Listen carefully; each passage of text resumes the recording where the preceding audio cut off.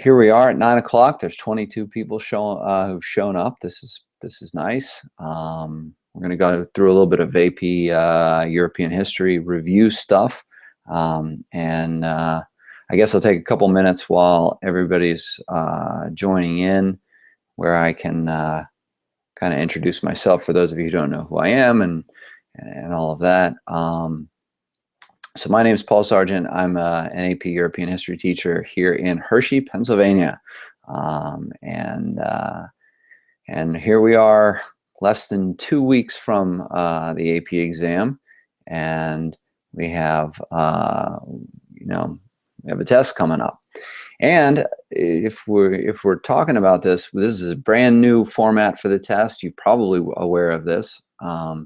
We AP teachers have some idea of what to expect, but not a ton of things of what to expect. So a lot of this is going to be guesswork the first day around, but we're going to do the best we can in order to do this. And yes, I will get into Dadaism and Surrealism. Grace, I tell you what, not only do I appreciate the fact that you are so actively following me, but I love Dadaism and I love Surrealism. So we'll talk about those in just a second. So I'm about to post over probably tonight or maybe tomorrow a series of videos that, and they're not going to be anything super flashy, but they go through like, here's what I would think about if I was getting ready for this AP exam. And really, I'm going to break it down into two big categories. One is going to be knowledge, content knowledge, and one is going to be skills. The content knowledge is important because, you kind of have to have the background on it. But the nice thing is that the College Board has given us, or at least seems to have given us, exactly what it is that's eligible to be tested on the exam. And so if we kind of go by that, then we have we have a pretty good idea of exactly what should be there. And there's a lot of stuff, but it's not kind of the trivia quest that it used to be. So my advice is, overall, if you're starting to get ready for this, especially if you feel like you don't know it, and this is a very common thing because there is just so much to know in terms of history, and there's so much depth that you can go into. Understand that it's really very important that you get the big picture, that you understand like the broad scope of history, and kind of here's how one thing flows from another, that you see the trends that evolve over the course of decades, years, centuries even. In things that you can compare different periods, and that's sort of, I think that's going to get you pretty far along. And it's the little tiny details that might, you'll find places to put them in pretty nicely and all of that. But if I were going to sit down and start somewhere, it would be to understand the big picture, especially the big picture of the different periods of European history. What is the Renaissance? What is the Reformation? What is imperialism? Those sorts of things. And that way you can kind of see them in a broader scope, and you can start drawing some connections between them, which is really, which is really what it's all about. So we'll start off with the first question.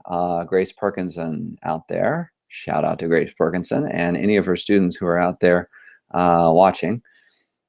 The Dadaism and Surrealism. All right, so both of these are art movements that come out of sort of like the post-World War I era, and to set it up, I always like putting it into context. And whenever you write your essays, I would say start it with context. That's how Star Wars movies start. They kind of shoot it right out there and like, here's the story, and there's a rebel alliance and blah, blah, blah. And any historical movie, well, lots of historical movies, I guess, start off with the very basic, here's sort of the setting. And so to set the stage for these art movements, you have to understand what World War I was. I mean, it was a disillusionment. It was this, all these countries went into World War I sort of expecting that progress and science and, human achievement and all of this was going to make for a perfect world. And they all figured that the war was going to be pretty quick. And then they get bogged down into this horrific war that really just kind of disillusions a lot of Europe and a lot of the world on the whole idea of science being the answer to progress. And so there starts to be these rebellions against different, well, all kinds of different things throughout society. And one of those is art. And so, yes, you have these two really, really great movements that come out of there. One of them is Dadaism. And Dadaism is kind of like, I like to think of as anti-art. It absolutely rejects every single thing that art has been since the beginning of the Renaissance. You know, art was focused during the Renaissance on perspective and making things look realistic and, you know, trying to depict reality, even from a scientific standpoint, you know, studying anatomy and all of that, and really kind of bringing it out. It evolved over the ages, but it was always about depicting. And even the Impressionists who started to move away from that, if you're familiar with Impressionism, like they're trying to depict moments in time. The Dada movement is like, no, we are not depicting anything that means anything at all. And that's kind of the whole thing about it. And so you have these weird kind of pieces that are, you know, I mean, they're just really odd. The only thing I can do here is really just pull up an example, and maybe I can share my screen with you when I get it up here. But let me just pull up a couple of pictures here, because this will sort of solidify it for you, so you understand what it's all about. Let's see. Here we go. Let's see. Dadaism.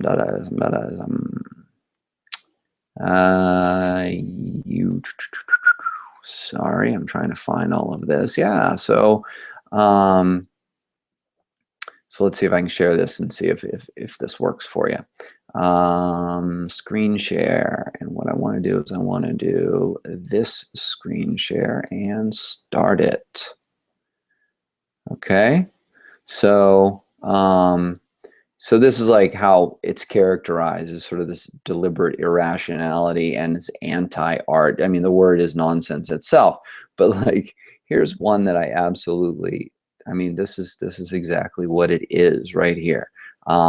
This is not only odd looking, but oddly named. I don't know how big this is that you can see it, but it's called Cut with the Kitchen Knife Through the Last Weimar Beer Belly Cultural Epic of Germany. And, you know, it's sort of stuff all over the place. Here's another Dada piece. They always seem to have these long names that sort of help you through it. The of course, classic Dada piece was Fountain by Michel Duchamp. And Michel Duchamp, well, yeah, he put a urinal up in in an art show, and people were like, "What are you doing?" It's a urinal. And he said, "No, this is art." And in fact, if you go to the Philadelphia Museum of Art, they have this great piece by him, which is like, I forget the name of it, but it has like glass panes, and then there's some pieces in between. It has to do with brides. And anyway, they were the story goes they were shipping it to an art, you know, like an art show in New York City, and the movers like dropped it, and the glass broke, and you know, all of this. And so, you know, they kind of called Michel Duchamp. They're like, you know, we dropped your piece of art here. And his reaction was, it's finally finished. Surrealism is another reaction against that. Surrealism, like the most sort of noticeable surrealist is Salvador Dali.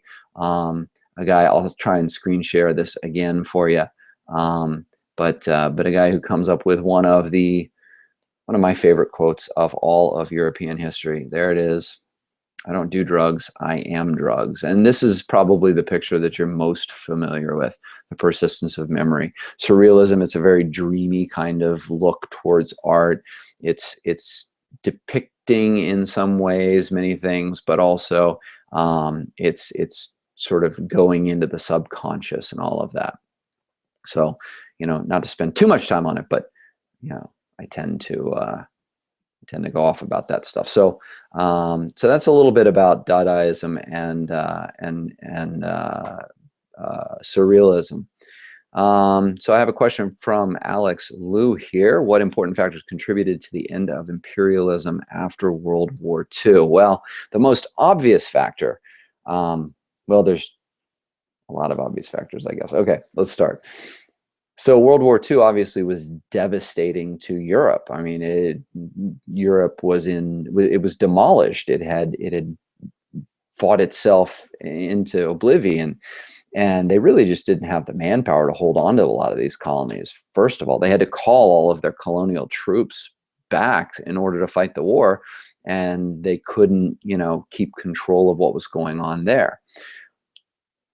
Alongside that, you have an ideological problem. And the ideological problem is that if you're fighting a war and you're fighting a war against an enemy who is driven by the idea of a master race, and you call in your troops from the colonies to go and fight in that war for freedom and to prove that there isn't a master race, then it's kind of hard to hold on to them and make them feel like there is a master race. So I think those are probably two of the biggest the biggest reasons why imperialism died. There are economic reasons too. With all the rebuilding, they couldn't maintain those colonies. They couldn't. The trade networks weren't going to be available, and there were independence movements in those areas, which you certainly can't discount either.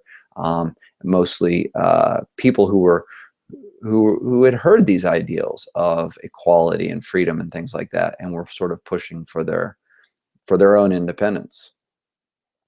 I have a question here from Alex Johnson. What are some examples and main effects of European contact with Africa? Well, boy, that one jumps a lot of time, Alex. We can go way back on this one. European contact with Africa, I would say you'd have to start with the Portuguese setting up these trading colonies along the western coast of Africa during the Age of Exploration. Those trading posts become the main ports that start the slave trade, which obviously has enormous impacts on Africa, and it kind of just stays there with that sort of interaction going on. In the triangular trade, the manufactured goods are being sent from Europe to Africa. Africa is basically supplying slaves to the New World, and the New World is creating, raw materials that are going back to Europe so that they can then be, manufactured into manufactured goods. And so you have this trade network that goes on for a very long time. Then in the late 19th century, a combination of an increased desire to expand trade because of the Second Industrial Revolution and the need to, you make all this stuff, you got to sell it somewhere, and you need materials from things. And finally, the technology to be able to penetrate the interior of Africa sends Europe out, and they are absolutely unstoppable. The effects, they're almost too many to go through. I mean, slavery in itself is a main effect. There's a huge increase in warfare in Europe as a result of European contact, a huge increase in African war as a result of European contact, and there's sort of an imbalance that comes out there, and it sort of translates into and is supplemented by racist ideology later on. And you could say that people are still recovering from this, from imperialism there. I have a question from Kevin here, wondering if you could explain industrialization and its impact from 17. You guys love impact. This is great. Okay, so industrialization from 1780 to 1850 in 30 seconds. So industrialization starts in Britain. They have a lot of advantages which allow them to industrialize first, and they start manufacturing things. This leads to an increase in the population inside of cities. and it also it leads to an increase in the availability of consumer goods. So these are some, good things. There's some negative sides to having too many people show up in a city too quickly, sanitation and things like that. I mean, those are the obvious ones. But let's see, other impacts. Oh, obviously, there are impacts on the lives of the people who are there.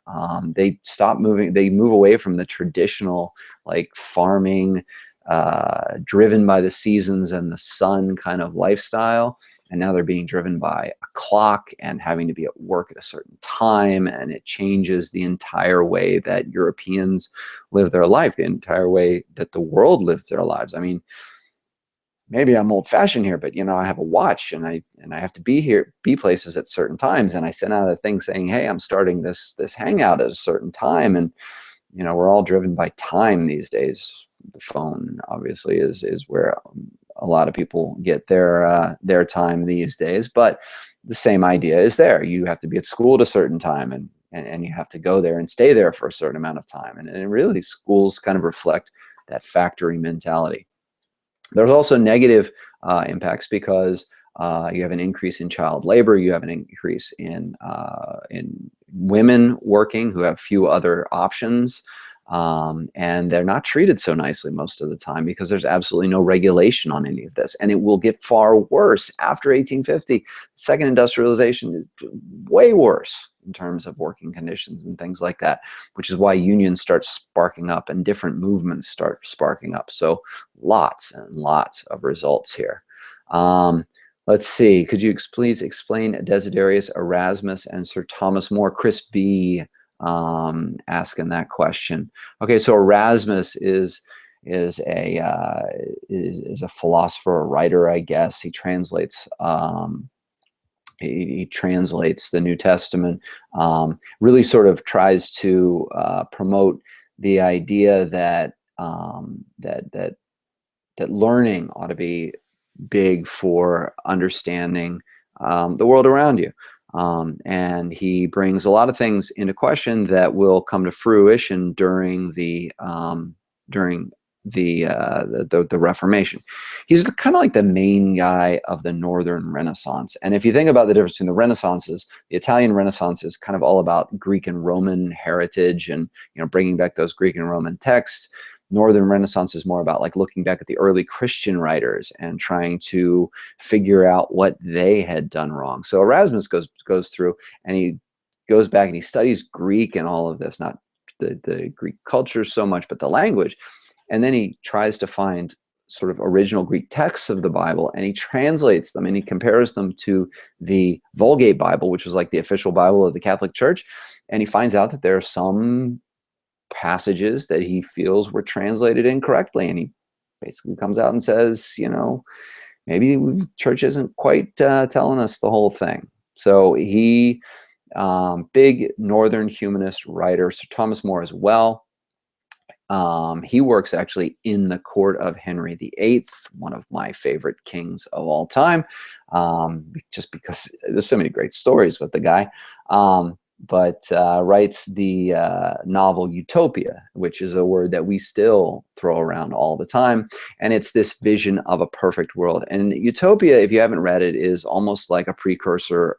I hate to say this because it's going to be taken the wrong way, but it's almost a precursor of Marxist communism. It envisions a place where personal private property has no place, where the things that are valued in other societies are not valued there, and where everyone is equal. It's a perfect society. And he lays it all out to sort of contrast against the society that his people are living in. So he goes against the whole idea of Henry VIII's divorce, and it didn't work out too well for him. Let's see. English Civil War help from Peyton Skill. Well, the English Civil War. Okay, so the way that one of my students years ago sort of tried to put it is the English Civil War has a larger story around it, and that's the story of the Stuart monarchs, the monarchs who kind of came to or the dynasty that came to the throne after Elizabeth I, the last Tudor queen. yeah, the last Tudor queen, wasn't able or didn't have any children. And so you got to excuse me, I'm jumping topics left and right here. And so, so the Stuarts come to power, and the Stuarts are not really all that keen on working with Parliament, which, being in England, you kind of have to be keen on working with Parliament, otherwise it doesn't work so well for you.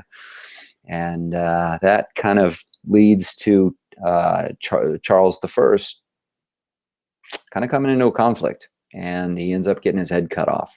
So the English Civil War breaks out. Really, I think all that you really need to know about the war itself is the idea that this is a struggle for who should rule England. And the question is, it's this period where absolutism is like the rule of the day. I mean, Louis XIV and Versailles is sort of a poster child of this whole thing. And the Stuart kings, James I and Charles I, kind of believe in this idea of divine right monarchy. And, you know, you need to have this really, really strong king and all of that. And they're pushing like one religion and, you know, one idea and all of this. And they keep fighting wars, and they ask Parliament for money, because Parliament's the one who gets to raise the money. And Parliament says, well, we'd like some rights. And they say, no, you're not gonna have the rights. And so they start raising money in other ways. Anyway, so Charles I gets his head cut off as a result of this. And we have the interregnum, or you have this period where a commonwealth is formed under Oliver Cromwell, who's a Puritan. Puritans being sort of English Calvinists. The old saying goes that Puritanism is the inescapable fear that someone somewhere might be having fun. They outlaw sport, they outlaw Christmas, they outlaw dancing, they outlaw singing. I mean, they want to try and make, I mean, this is like taking everything to the absolute extreme. And then they go and do some pretty nasty stuff in Ireland. Well, when Oliver Cromwell dies, his son takes over.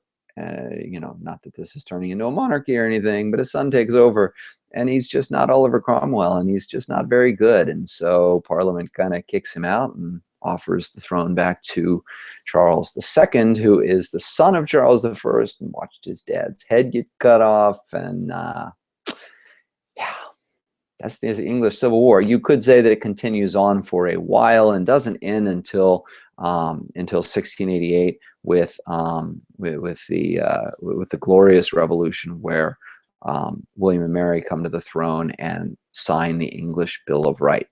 What it does, and the importance of the English Civil War, is that in this period of absolute monarchies, where all of these different countries are buying into the idea that that God has divinely put the king on the throne, England has gone a different way, and they've gone with the way that monarchs need to be bound by constitutions, and they need to abide by those constitutions. And there are rights that even a monarch can't take away. There's limits on their power. This might sound familiar to you if you've ever read, I don't know, our Constitution. It doesn't have monarchs in it, but you get the idea. So I hope that helps out with the English Civil War. Let's see, if Elizabeth I passed the Act of Uniformity, then why is she considered a politique?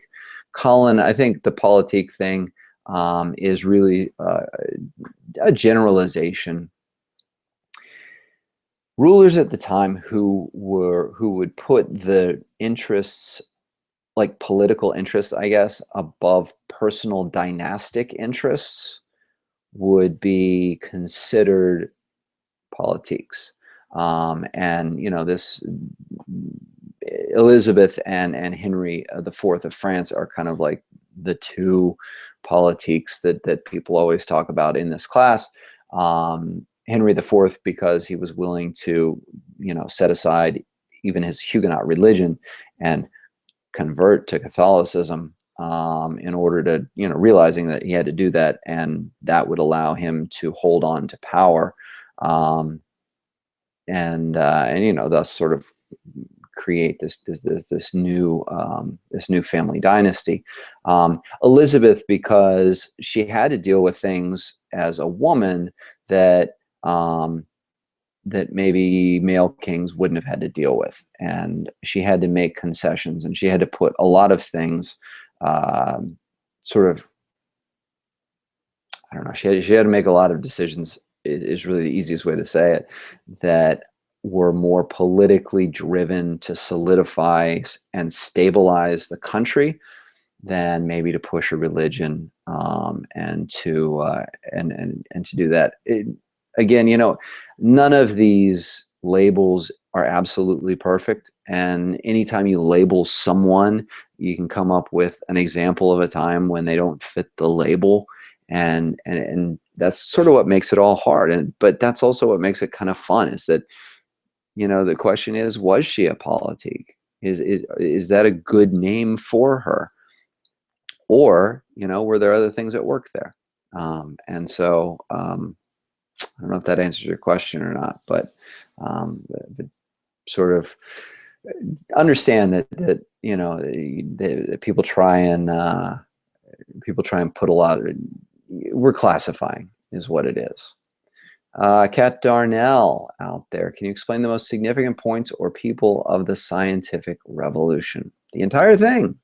All right, well, let's see what I can do here. Scientific revolution, you got to start off with the astronomical side of this, you know, this whole fight against the church's view of the universe. The church's view being, again, a tough term, because, you know, the church certainly had an official stance, but it wasn't one that they were like totally willing to live or die on, because it wasn't, you know. Anyway, so who would I know in this? Well, I'm just gonna double check the curriculum outline here, because the who is important. Really, I could sit here and tell you a bunch of names, but let's just double check and make sure that I've got the ones that the College Board wants you to know. If, by the way, you haven't seen the concept outline for some reason, you can look on my website, and there's an entire set of pages devoted to every single thing that really you're supposed to know about this. So I'm looking at it here.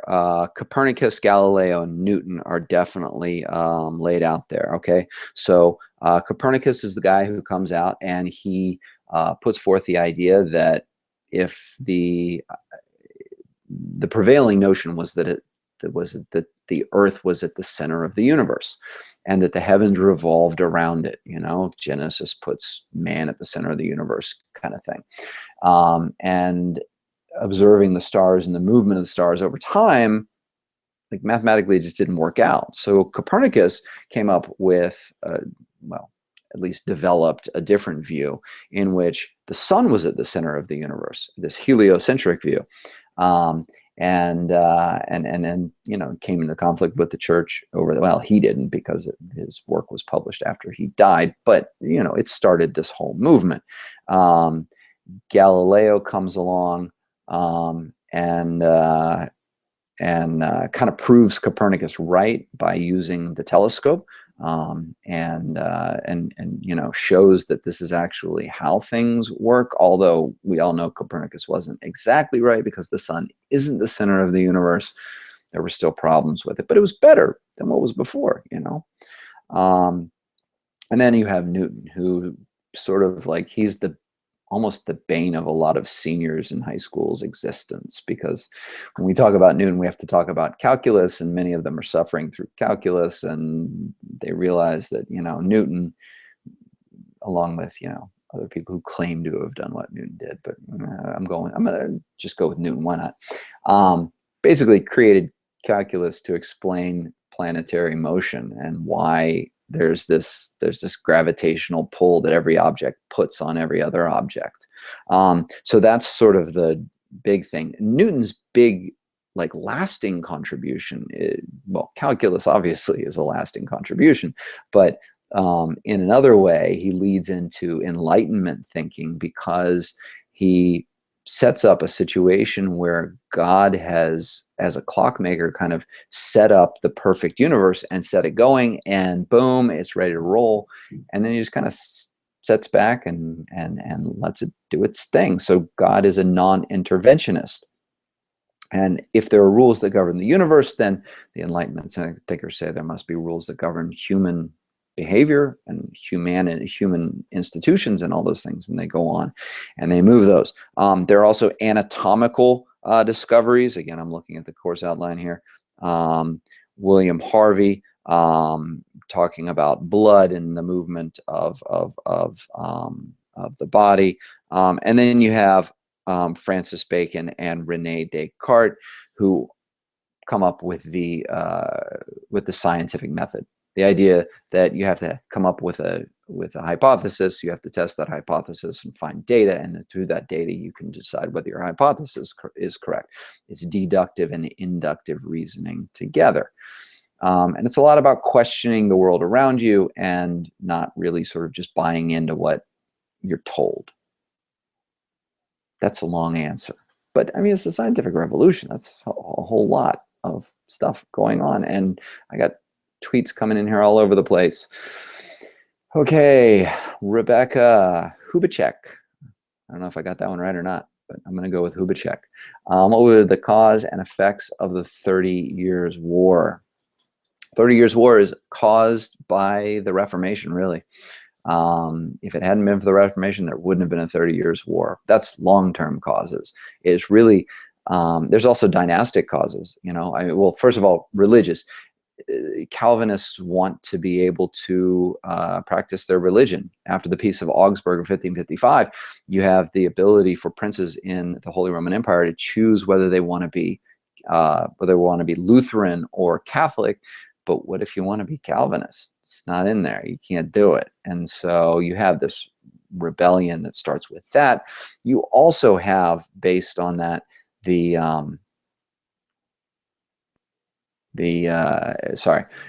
also have a political move there that Bohemia wants to kind of break away from the rule of the Habsburgs, who are ruling the Holy Roman Empire. And so, as the old story goes, with the famous defenestration of Prague, a couple of officials from the Habsburg Empire come to talk to the officials of Bohemia. They throw them out the window.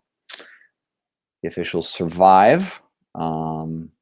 The Protestant story is that there was a pile of, shall we say, manure at the bottom of the tower, and they fell and landed in that, and that survived. That made them survive. The Catholic explanation had them rescued by angels.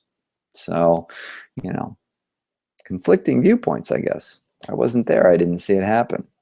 Who knows? Anyway, they lived, and it started a war, mostly to try and bring these people back into control of the Holy Roman Empire.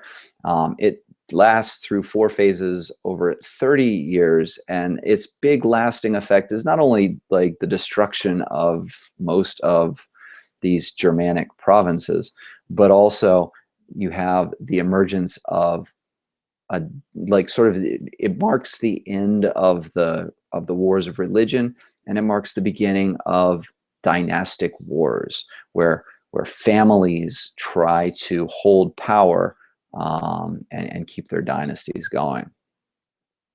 So I hope that takes care of you. Jackson Welsh wants a quick overview of the Enlightenment. Okay, all right.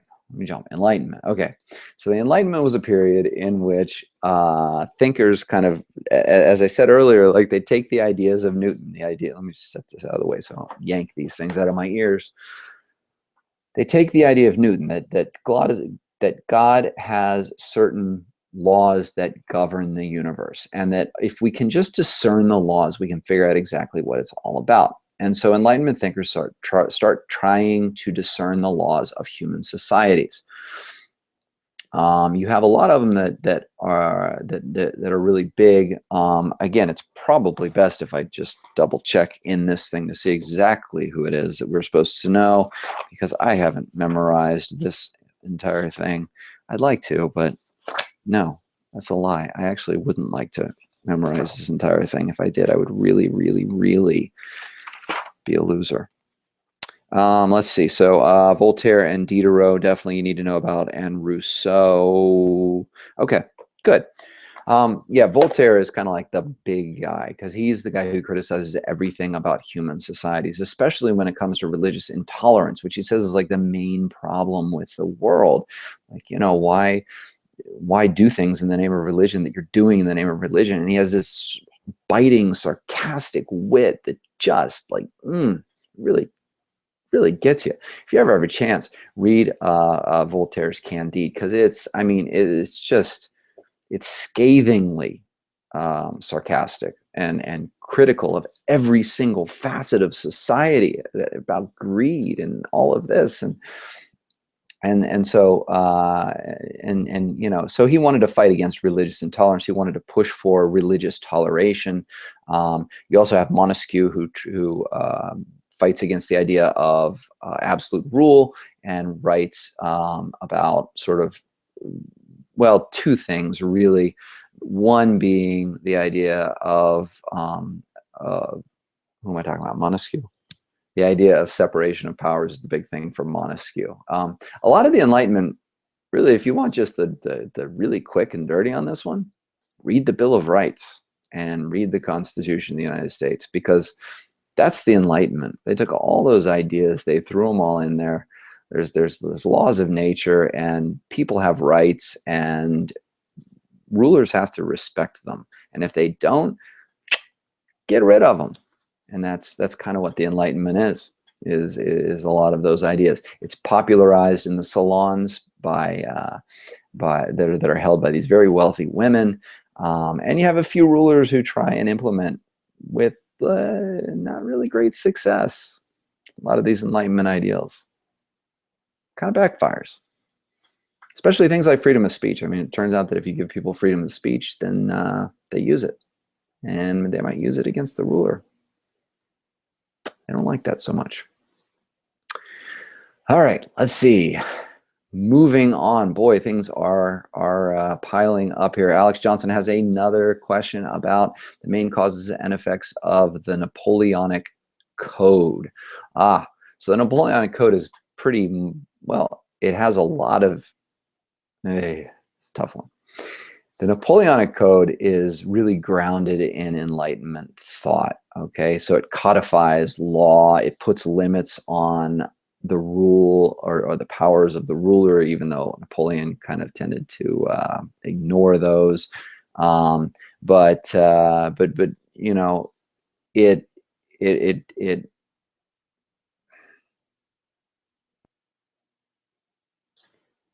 sorry, brain's shutting down here for a minute. Got to focus. But the Napoleonic Code kind of created a law code which was going to become very uniform. And because he conquered so much of Europe, it becomes like it's being used in these different places. And the people who live there, you know, obviously they don't like Napoleon so much, and they end up, you know, overthrowing him collectively. But a lot of the ideas and a lot of the things that were in the code kind of really go deep into these people. And the idea is that maybe people do have rights, and maybe people should be treated in some sort of equality and things like that. And it becomes one of his more lasting legacies, I guess. Let's see. Grace Perkinson calls the course outline the AP Euro Bible. Good, yeah, it pretty much is. At least that's how I'm looking at it. What else do we have here? Can we review imperialism? Kenny Duran. Yeah, imperialism. So here's this period where European countries go out and conquer most of Africa and Asia. Let me just get a quick little sip here. By the way, my students always think this is wine. This is not wine. San Pellegrino, sparkling water.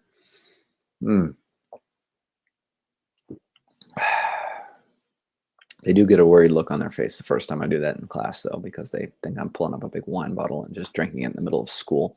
Not happening. Anyway, what are we talking about? Imperialism. Okay, so imperialism really starts with really starts after sort of the German and Italian unification movements are over, and technology allows Europe to go out and start conquering these other places. Now, they're conquering these other places for lots of reasons. One, because they can. Number two, they have a lot of technology that they really don't want to use to fight each other. Bismarck is kind of pushing this, like, we don't want to use this on ourselves. This is a bad idea. Guess what? He was right. And of course, there's an economic side to this, where with the second industrial revolution and the new like factories with electricity and steel and all of this, they're consuming and producing it at much higher rates. And you know, the people of Europe can only buy so much stuff, and they want new things. And so you got to have new raw materials, and you got to have markets to sell the stuff that's being produced that Europe just can't buy because they've already bought it. And so imperialism becomes part of that. It ends up also being, between the monarchs, just a bit of like a, you know, like who's tougher kind of game, you know? Our empire is bigger than yours kind of thing. Now you want to get all Freudian with that, go for it. But certainly there was a competitive side, and having the bigger empire made you, you know, the better country. Britain was continuously talking about how great their empire was. The song "Rule Britannia" still resonates with Britons today as sort of like this glorifying the old days. Of course, this is all at the expense of people who simply couldn't defend themselves against the onslaught of European technology and the ability to continue to produce and send more and more and more and more people. And you have horrible conflicts in which, you know, and I'm going to get these numbers wrong, but there was one battle in particular, and I'm pretty sure it was in somewhere in Northern Africa. But I think it was the British fought. This is turning into like a horrible story. Anyway, you had something like 20,000 natives that died in this battle, and you had like 15 British guys die in this battle. And it's because of technology, most specifically the machine gun. Now, let me tell you, the machine gun is going to be one thing when Europeans turn it on natives, and they're going to look, Europeans are going to say, oh, this is a great thing. Wow, look at this. Da, da, da. And then come 1914, they're going to point the thing at each other, and they're going to say, yeah, that's not such a great thing. Why did we do that? That's not good. So anyway, that's basically imperialism. The one thing, there are certainly a number of uprisings that occur. They're all put down. The only survivors, really, of European imperialism, there are really three. Ethiopia survives because they actually beat the Italians. They fight the Italians off, and they successfully, like, no, we're not becoming part of your empire. Liberia escapes imperialism largely because they're a protectorate of the United States. That's where the United States has set up a slave colony, you know, an ex-slave colony. And so it was kind of a protectorate of the United States, and no one really wanted to get the United States, you know, going, and because you never really knew what was going to happen. They found out a couple of times. Anyway, but yeah, and then the other one is Japan, who escapes imperialism because they totally just imitate everything that the Europeans do and Europeanize their entire economy and society and everything else, and then they're able to, like, stop any sort of attempts to take them over. So yeah, that's the basics of imperialism. It lasts for a long time. It's really nasty. The worst parts of it are in the Belgian Congo, without a doubt, although everything about it is nasty, nasty, nasty. Let's see, what else do we have going on here? Can you go into depth on Voltaire? Saira Majid. Yeah, I just butchered your name. I'm sorry. In depth into Voltaire. I don't think you really need to know a whole lot about Voltaire. I mean, you need to know who he was. If you can equate Voltaire with the Enlightenment, and you can equate him with sort of battling religious intolerance, talking about religious freedom, I think you've gone as far as the AP exam will ever ask you to go. And that's the nice thing about the new format of this, is that I don't think they're looking for the trivial depth of all of this stuff. And it's so easy. And this is where I'm just going to take a time out here, because it is so easy to get caught up in the details, and it's so easy to feel, and I felt it when I was in high school. I felt it when I was in college. I mean, I feel it now when I teach this stuff. It's so easy to sit there and think, I don't know all the details about all of these things and be able to just pull them off the top of my head, you know? And the reality is that you don't have to. Um, if you see a question about Voltaire, it's going to be in the context of the Enlightenment. It's going to be in the context of religious tolerance. And I doubt you'd see anything else about Voltaire on there outside of that. So, so yeah, I mean, there's a lot to the guy. He wrote a lot. He was the best writer of the Enlightenment. I mean, just like hands down. But it's certainly the most entertaining because, quite honestly, most of the Enlightenment ideals, or writers, I should say, their ideas are great, and we love them, and we live by them here in the United States, and we cling to them like nobody's business. But don't read. No, it's just not. No. But Voltaire, that stuff you can read. That stuff's funny. Seriously. So let's see, Kenny Duran, European Imperialism. I think I already just got that. Alex Liu, The Glorious Revolution. Simplest story, I guess, that you can come up with, except that it's, you know, there's no simple story. So the Glorious Revolution comes about because, as I was telling the story of the Stuart monarchs earlier, these are the monarchs that come to power after the Tudors in England. There's a civil war in the middle there, and Oliver Cromwell's Commonwealth, which is, you know, looks more and more like a monarchy. Anyway, so you have Charles II, who's put back on the throne during the Restoration, sort of a happy, peaceful-ish time. Then you get James II, and James II is kind of an absolute monarch. He believes in divine right monarchy. And more than that, and really what was getting under the skin of the Anglican establishment, I guess, in England, is that he was pretty Catholic in his beliefs. And they were kind of okay with that. All right, whatever. You're not pushing them on us. It's okay. And then he marries a French Catholic princess. And so, okay, all right. Well, but, you know, it's okay. You guys, you know, you do what you want to. Then he has a son. And people go, no, this ain't going to happen. So they illicitly contact his sister, Mary, and her husband, William, who is, you know, ruling in the Netherlands. And they say, hey, if you guys want to come over and like invade, we'd be totally cool with that. We'll back you up. We'll make you the king and the queen, and we'll kick out this Catholic guy here.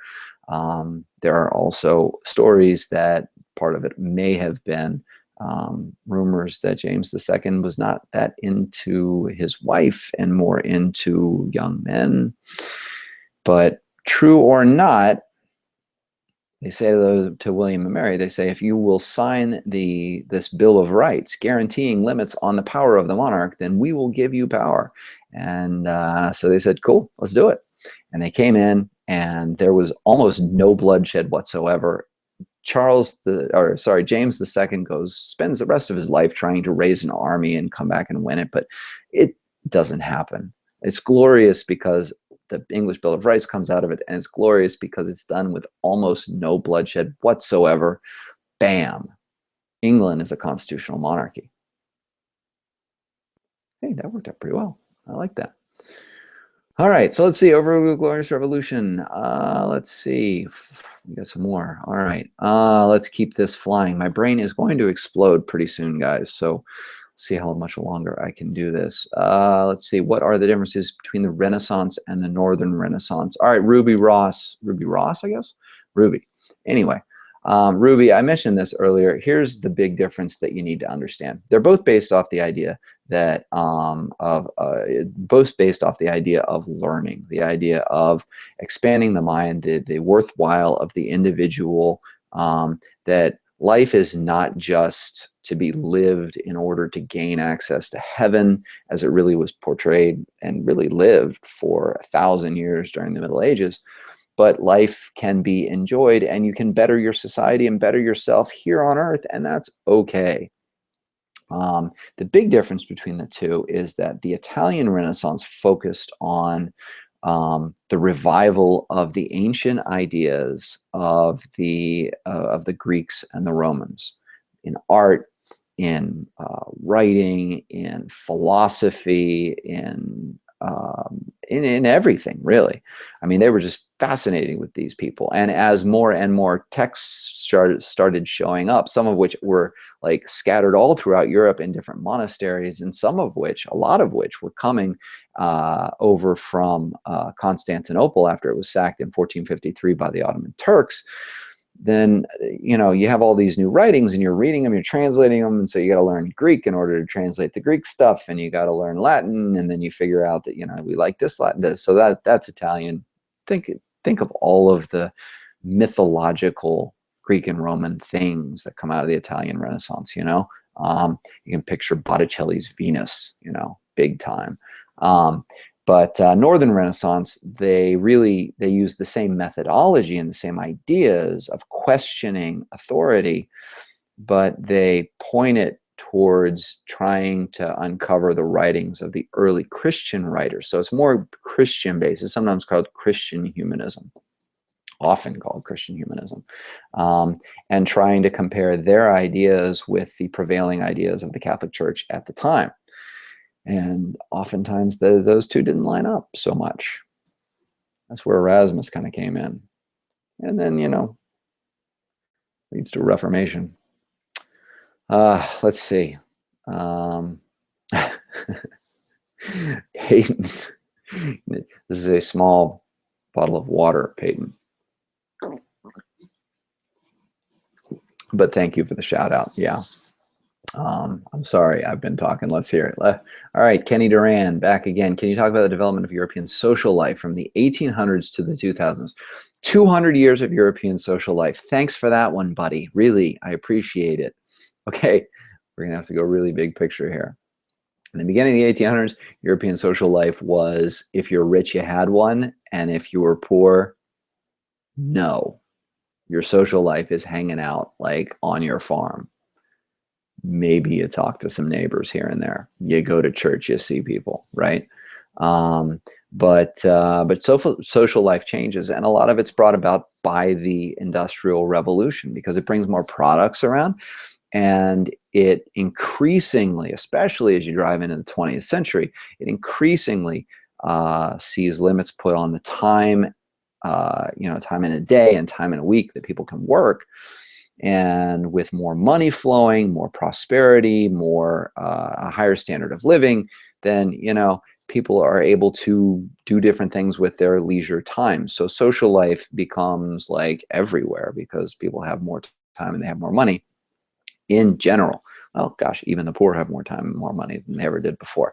So social life, yeah, it develops. So it becomes more of a consumer culture. Things become more pointed towards the masses and not just towards the upper class.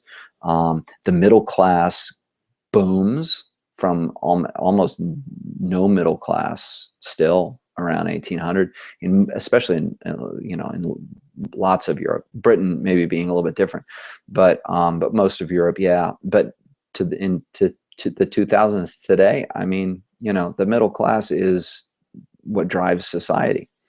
And I tell my students, you know, if you really want to kind of oversimplify maybe, but if you really want to simplify modern, you know, European history or modern European life, it's not that different than modern American life, really.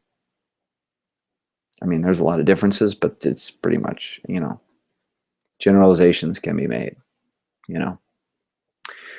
Okay, let's see. Sarah, let's see. Can you explain the differences between the Renaissance within Italy and outside Italy? I think I just did that. So hopefully I answered your question there, between the Renaissance in and outside of Italy. Grace Perkinson, you're welcome. Thank you. Thank you for sending people my way all the time. You know, you're always there for me, it seems like. Um, but I don't know if these are your students or not, but man, they're tiring me out. And Luke Hubacek is coming at me with the causes of German and Italian unification. Let me just point out right now, and maybe this is going to just shame some of mine, but I have gotten a barrage of questions for the last hour here. I haven't had a single one from one of my students. So I don't know what's going on, guys. Don't tell me, you know, the Twitter thing. But as soon as I say that, something on my phone shows up from one of my students. Let me get to this German-Italian unification thing really quickly. But first, I'm kind of so overjoyed that one of my students is being a part of this, that they got to listen to this every day. They, you know, you guys get it every now and then. And maybe this is the first time, who knows? But they have to listen to me all the time. And I think it gets old.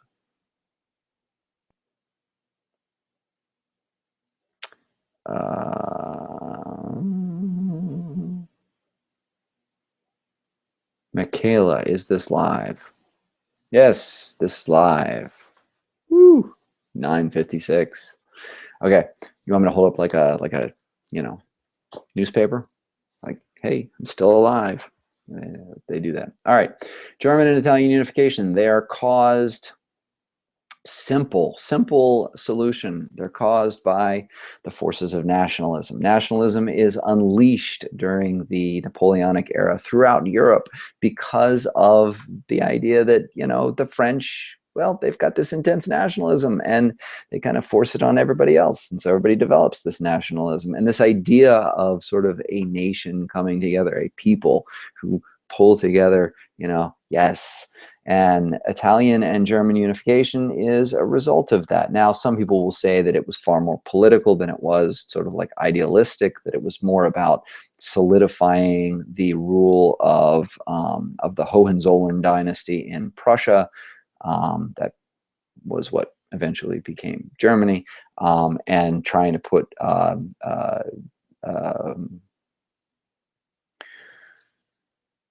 mine's going blank. Trying to put the Italian king on the throne and unify that. But these unification movements, I mean, they've been around for a really long time. Let's face it. The idea of a Germany is something that's been around. I mean, Luther talked of a Germany. Martin Luther, when he was writing his thing. In fact, he created what was generally accepted to be the German language because he took his dialect of German and he translated the Bible in his dialect in German, and so that became the German, you know. And just like in Italy, you have the same thing going on during the Renaissance. There's this idea that you know, different city-states, but you know, there's always kind of like in the background this idea of like, we all speak Italian, you know, we should be together. But there's really no successful movement, largely because they're dominated by different groups, and these little tiny prince-ships and little provinces have their own, like, they want to keep their own power. So the unification movements, let's just go with nationalism. All right, let's just make it easy. It was because of nationalism. They wanted to nationalize, and so they did, and they did it very well and strategically. If you watch my videos on German and Italian unification, and I made them a while ago, I apologize for the quality of those things. That was like the first two I ever made, so, but you'll get the idea there. Kenny, thank you very much. Yeah, I love you guys too. That's fantastic. You guys are here watching me in Euro, and you do admit that 200 years was probably too much. Oh, so you knocked it down to 100 years. Thanks, buds. Seriously, 100 years. Oh, okay. How did European politics change after the French Revolution? Well, European politics changed after the French Revolution because really you have this idea that, you know, you can't have one nation grow so strong and so powerful under one person that they could take over all of the rest of Europe.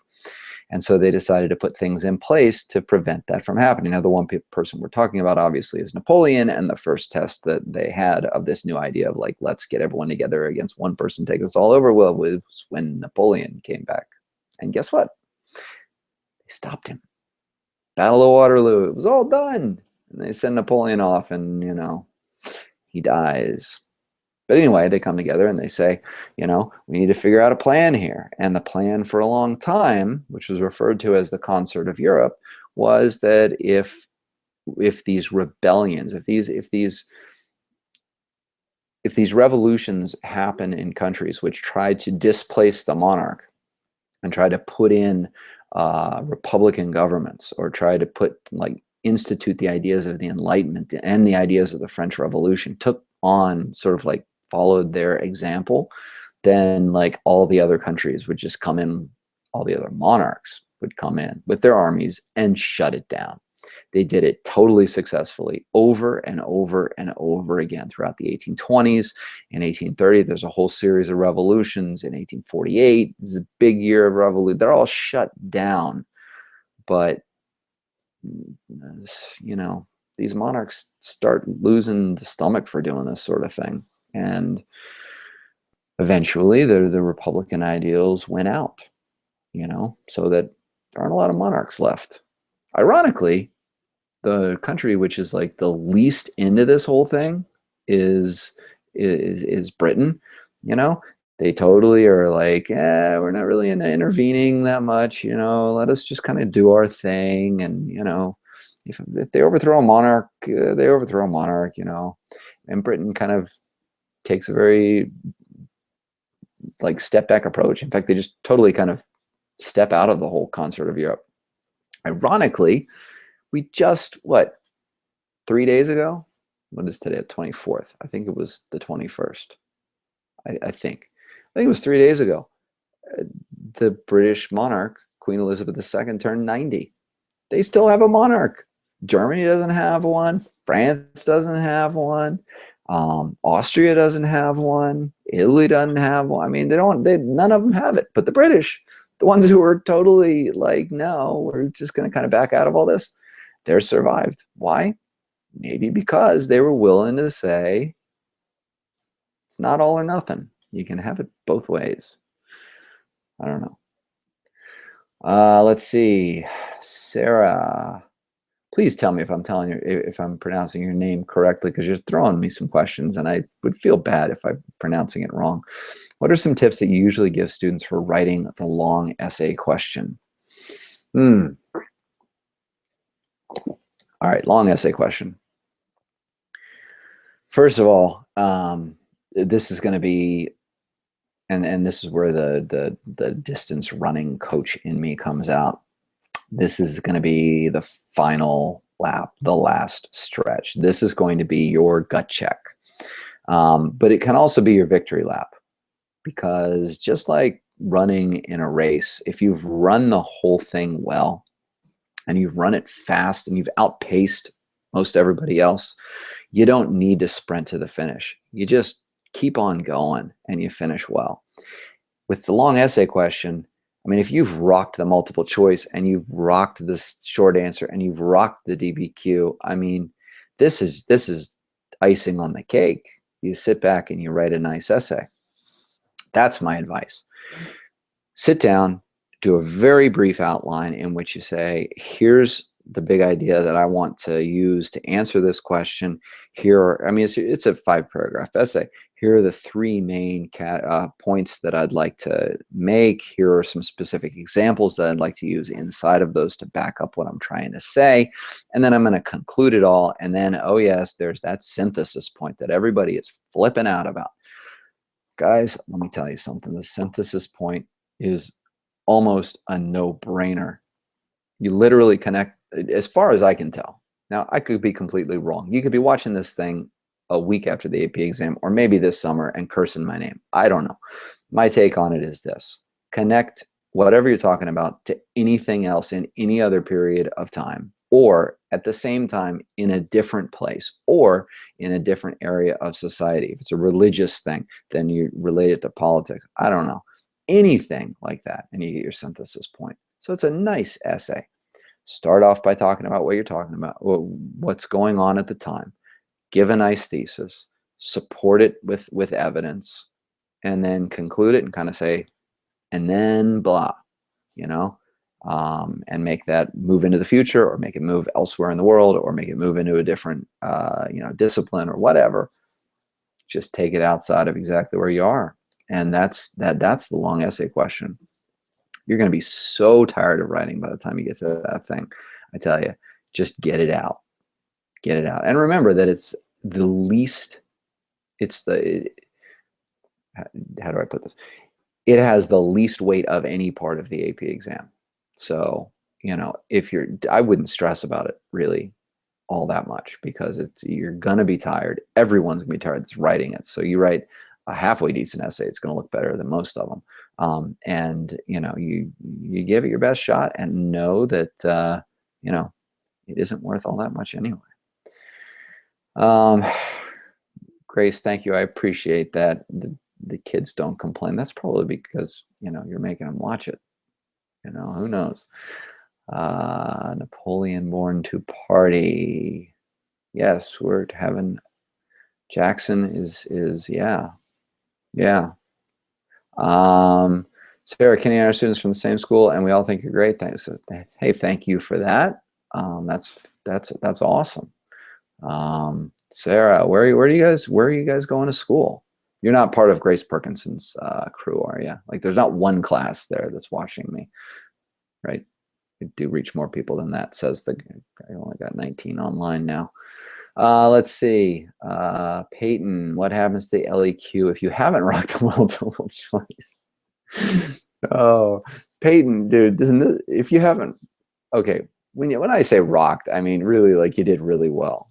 The reality of this thing is that when you look at the AP exam, they're weighted to sort of, they end up coming out this way. If you hit a little bit above 50% overall, you get a 3 on the exam. If you want to kick the 4, you probably need around 65 to 68% on the entire exam. So rocked is not necessarily even a necessary term. I mean, you get 2/3 of the multiple choice, right? You get 2/3 of the points that you can get on the short answer.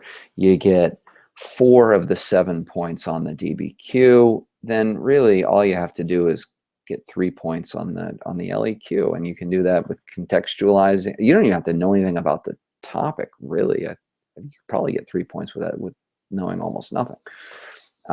You contextualize it, you synthesize it, and you throw down a good thesis, I guess, and you could probably do all right. So, but if you haven't rocked it, then at least you got a choice on the LEQ. But in my opinion, the LEQ is the hardest part of the exam, because you got nothing to go on. The multiple choice, at least you have choices, and you have some sort of stimulus that's going to give you something to work with. You can eliminate things that are out of the time period or irrelevant or something like that. With the short answer, they're going to be very specific, but they're going to give you a lot of leeway in how to answer the question. So I think you can do pretty well on those.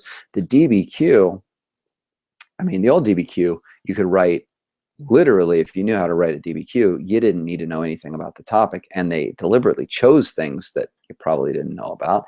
And I argue to my kids that you could get a 6 out of 7 on a DBQ without really knowing much about, like, going in about the topic. The only thing you couldn't get is the outside information point. But I mean, other than that, you contextualize it. Start off by setting the stage. You give a good thesis. You make a very good thesis. There's 2 more points, so you got 3.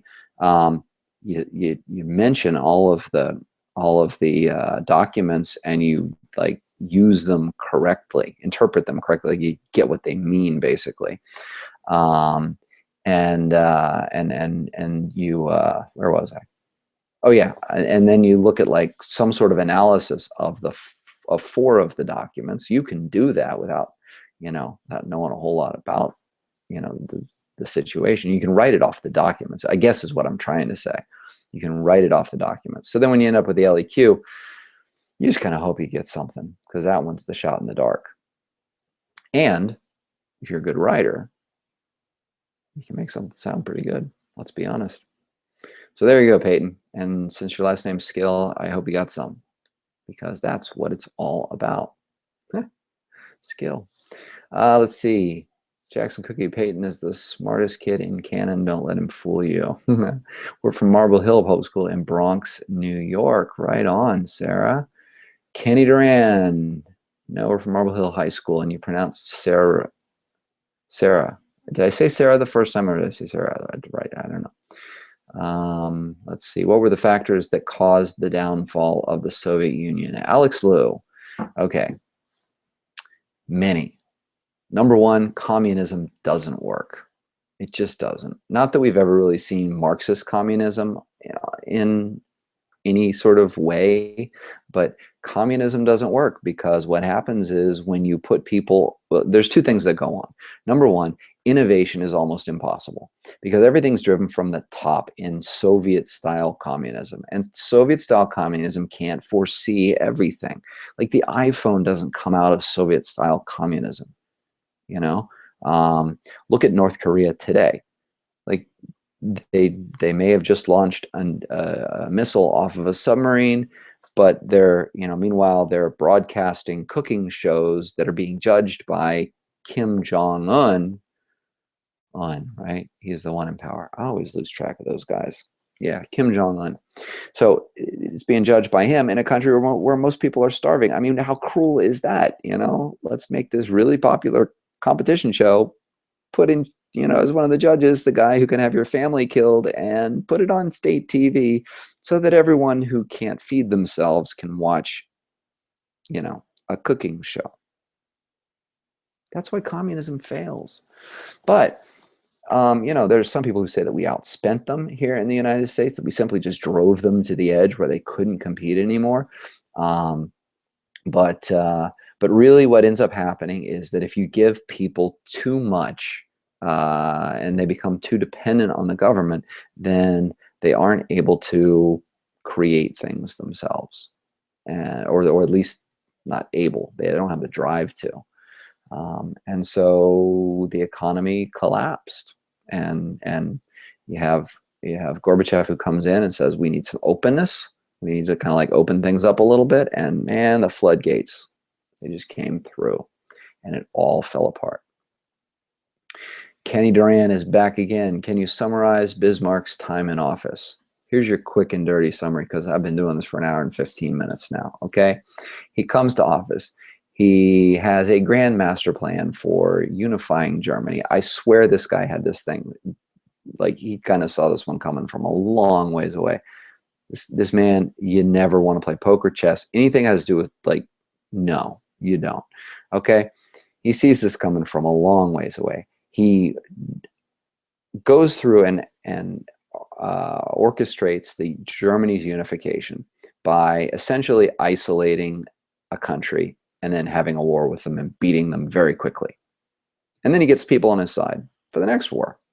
And he does that a few times.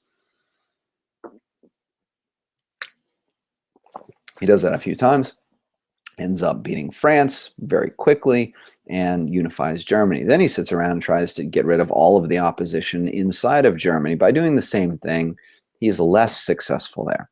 Where he is successful is on the diplomatic front, because he tries to keep France isolated and keeps trying to make all of these diplomatic moves to keep France isolated, and then he gets fired. Why does he get fired? Because Kaiser Wilhelm I, who he put in power, he dies, and his son comes to power, Wilhelm II, who's got all kinds of like personality issues, and there's a whole backstory there. Anyway, he ends up firing Bismarck and says, essentially, I can do this better than you. And well, yeah, no, he can't. So that's Bismarck. How about that? Let's see. Grace, one of my kids is watching, Alex Liu, and they always have questions with their videos. So I know they're watching. Well, that's good to hear. How do you write a decent thesis if you know literally nothing about the topic on a LAQ? Kat Darnell, that's a great question. I'm hoping that given two topics, one of the two you know something about. You can at least write something about the time period. I don't think they're going to choose something that's too obscure. I don't think they're going to throw things down that are way out there. I think it's going to be the LEQ is going to have some pretty major topics in there. So I think you can come up with something. I know that might not help, but that's the best I can do because I have no idea what they're going to ask. You know, I could tell you just to sort of go with it and write the best you can, because that's really all you can do. I mean, you could throw down your pen in disgust and, you know, not do it in rebellion, but I would say, you know, just try and write. But, you know, even if you don't write a decent thesis, you get a thesis down and, you know, you do the best you can. It's only 15% of the overall grade. So again, I wouldn't overly stress about the LEQ because there's really nothing you can do about it. It's going to come, and you know, you just hope that one of the two of them you go, wow, I got this, or at least I know enough about this that I can do passably well. Let's see, what else do we have here? Ruby Ross, what's the difference between communism and socialism? That is a very good question. In honest truth, communism, socialism is semantics. All right. The general discussion goes something like this. In communism, the state is in control of everything. There is no private property. The state runs all production. People literally communally own everything. And in an ideal communist state, and this is why I say it's tough to define, because there hasn't been a real communist state that we've seen in the history of the world. But in a communist state, you have everybody working together for the good of the whole. It's like a big, well-functioning family. Everyone does their part and everyone takes whatever it is that they need, and that's it. You know, I'm not going to say that I have the perfect family, but my kids aren't, you know, raiding the cabinets, and they're not stealing stuff and hiding it in their rooms, because, you know, we all kind of work together. And that's what communism is. Socialism is more about providing a safety net for people, so that in a socialist country, it's based on capitalism, but you have a very high tax rate, and that pays for sort of like benefits for everybody. So, and we have elements of socialism here in the United States. Free public education, Obamacare, and the Affordable Care Act has been a move towards socialized medicine, which is basically, you know, doctors are government employees and it's all paid for by taxes. You know, roads are almost always owned by the government at some level, you know, state or federal. And maintained by them, you know, like, so in a socialist country, you get lots of benefits: Social Security and Medicare, like medicine and education and, you know, unemployment and all of those sorts of things. And there's a very high tax rate, but people can still own stuff and people can still make a lot of money. You're just paying 70% of it in taxes, 75%, but the other 25% is yours. So, you know, if you get all this stuff for free and you're making millions, 25% of millions is still good. So you can live a nice life. So it's a capitalist society that provides a safety net for everybody, and a pretty good safety net. In communism, you don't own anything. There's no personal property. You all work for the good of everyone. All right, Kenny Duran back again. Let's see. Can we talk about John Calvin? We can totally talk about John Calvin. I saw this coming. I mean, like, this was predestined from the very beginning. We were going to talk about Calvin. I knew it was going to happen.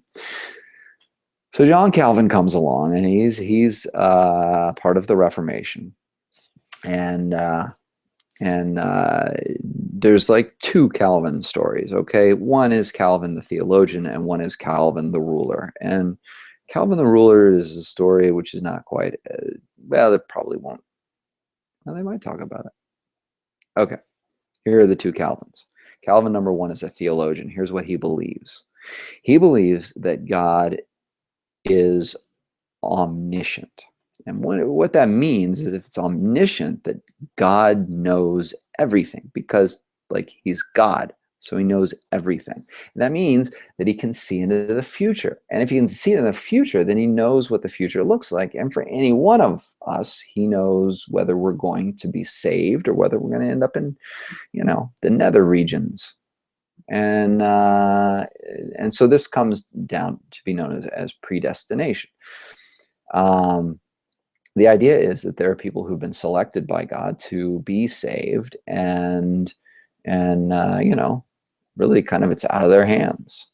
Now, it's not a practical way to run a society, because if I'm saved, for example, and I know I'm saved and God tells me I'm saved, then it doesn't matter what I do. I can do anything because it's already predestined. Like, God's already seen the future. So Calvin then turns into Calvin, the leader, who says that the only way that we will know who's been saved and who hasn't been saved is through the actions that they do and the lives they lead. So if you lead this great life and you abstain from all kinds of sin, and you dress humbly, and you're always reading the Bible, and you're doing all of these things absolutely right, then that's a sign that you're saved. And if you're doing anything wrong, it's a sign that you're not saved. So really, the saved can kind of look down on you and sometimes torture you and maybe burn you at the stake. Calvin's Geneva was not a fun place to live, I wouldn't think. Unless maybe you're Calvin, then it might have been fun. Like, here's my vision, it was predestined to be so, I guess. But anyway, that's the big thing with Calvin, is this idea about predestination. Predestination. Okay. Sarah, Galileo. All right. I'm going to wind this thing down here in about 8 minutes. So let's talk Galileo. All right, so Galileo is most well known because he's the guy who sort of popularizes Copernicus. He goes out and uses the telescope, which I always hate saying invents, because someone's going to say that the Chinese did these things first, and they did, and they're right. But, then, I don't know. Anyway, so he perfects the telescope, let's go with that, and starts observing the stars and things like that. And through his observations, realizes that Copernicus's idea of a heliocentric universe was correct. His big mistake was that he overestimated his relations with the Pope. He thought basically he could get away with anything, and so he directly challenged and kind of ridiculed the Pope and the Catholic Church's establishment and their views on astronomy as being sort of outdated and naive and all of this. And he was forced to recount it. So they take it all back. So they bring him in and they hold a trial, and he takes it all back, and then they put him under house arrest for the rest of his life, and that is Galileo. Yeah, that, and he drops stuff from the Leaning Tower of Pisa. I fall at the same rate. Unless it's a feather that kind of goes back and forth, but you get the idea. Okay, well, now that I have caught up with all of the questions, first of all, I want to thank all of you guys for showing up tonight and doing this. I kind of just did this on a whim to try and help some people out. I know that the exam's coming up. I thank you guys for your support. It's been amazing. It's really cool that that I'm helping, and I can't thank you enough for supporting me in all of this. So best of luck to you. There'll probably be another 1 or 2 of these as we come along, and Tom Ritchie is going to do a few. I think he and I are going to team up on at least 1 or 2. So there will be review sessions coming up. So just keep your eye on on Twitter, and keep following us. And I'm sure you guys will do fine. The main thing is, and if I could just leave you with one thought, it's this. Go through and look at the concept outline and use it as a checklist, and go through and just say, I get this, I get this, I get this, I get this. And when you come to something you don't get, look it up. And don't sweat the details, the little small details. Being able to rattle off any story in European history, you don't need to have that level of expertise in this class. All right, the more you can do, the better. But you know, this really shouldn't take over your life. History is fun. It's great stories. It's amazing tales, and it's a window into what is their future and our present, and sometimes our past, I guess. But just keep at it, and you guys will do fine. So I'm going to call it a night. Thank you very much for watching, and well, stay tuned, because like I said, I got some more videos coming. All right. Good night, everybody.